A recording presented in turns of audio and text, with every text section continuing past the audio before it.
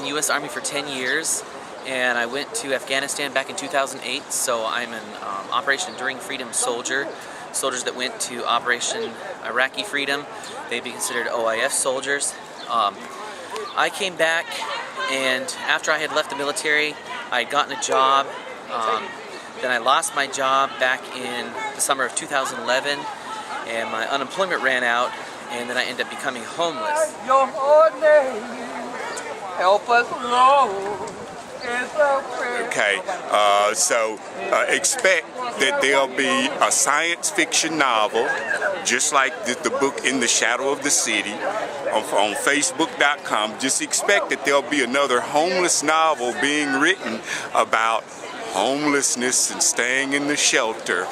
I went through the VA's homeless program. I experienced a lot of situations where it seems like the program didn't work for me because I don't have the alcohol and drug addiction. I do have a little PTSD problems though. And what I find that happens is that everything the VA does is geared towards alcohol and drug rehabilitation. And so they tend to try to put everybody in this category of being a patient rather than being like a client that needs help getting off the streets. This is for everybody that people judge in society. There's a lot of people, well, a few people, I know I'm one of them, who has lost a lot. Well, there's always somebody that loses more. But I have lost a lot. My fiance, which I was a virgin to, 2010. My little girl last year, who was kidnapped from me because my fiance mother and brother did not believe the African to what she mixed. Then my foster mom and dad shot and stuff. And then my grandma and granddad just 3 days ago. I tend to do things differently, you know. When my daughter was murdered, and, you know, most men would have gone out, I was there. I could have shot them. Shot my fiance and my brother. I didn't, you know. I tend to do things differently. Most people would, you know, go out and kill somebody else or whatever.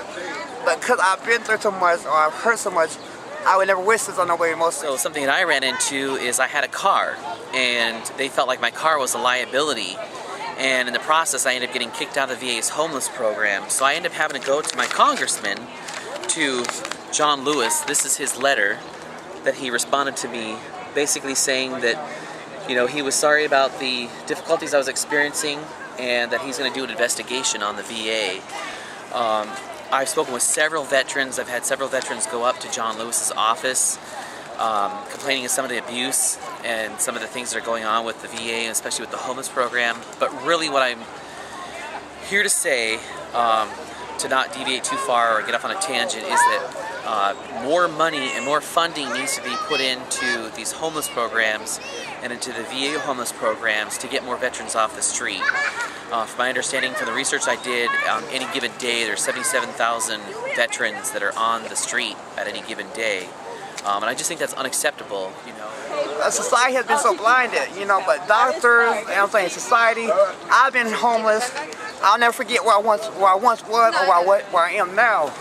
And if you can help somebody do it, but don't judge because you never know what they've been through. That's right. Something else I'm running into as well, the work dynamic has changed. So I was an Army medic. I could do things almost just short of doing minor surgical procedures. Like if you cut your hand, I could sew your finger closed. I could do IVs, I could do injections, but I get out here in the civilian world and I'm basically told I'm either overqualified, or a lot of times I'm told that I have to go to a school somewhere and get some kind of a license to be able to practice the same things I practiced in the Army.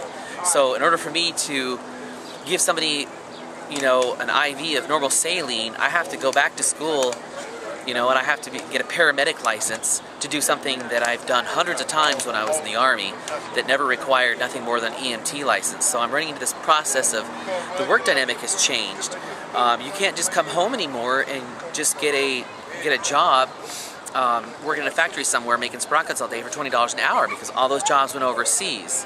So that's all I really have to say. So I'd really appreciate it if you guys would help out veterans and help out all the homeless people. I myself, I would really like to, when I get myself more stabilized, like to open up my own homeless program, figure out a way to work with grants and per diems, and my focus would be on encompassing all veterans, and I treat them more as clients rather than patients, you know. So if they because all veterans are coming from different dynamics. Some of the veterans are coming with drug and alcohol addiction.